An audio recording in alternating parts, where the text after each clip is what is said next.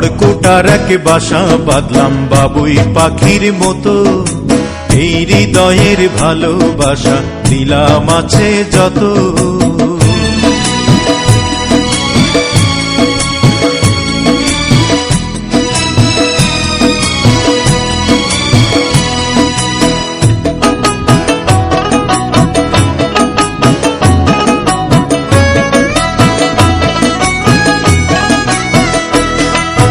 ফাঁক পাইলে সেই ময়না পাখি যদি গোপালায়,